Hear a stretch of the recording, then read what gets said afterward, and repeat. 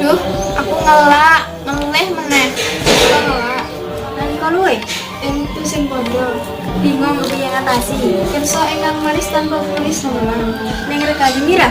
Sik. Ya budak. Dapat. Pudot yaiku puding sedot kang didamel tanpa pemanis damelan lan reganipun kang terjangkau.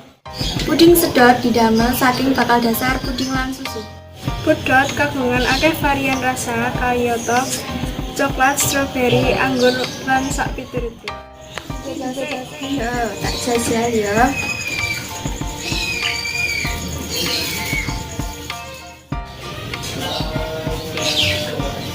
Piye rasane? Wah, enak banget. Saiki aku dadi ngerti piye carane ngatasi ngelak lan ngelihku tanpa anane bahan pengawet. Mula saka kuwi dhewe kudu duwe simpenan pudot sing luwih. Ayo padha tuku pudot lan ojo lali padha pesen.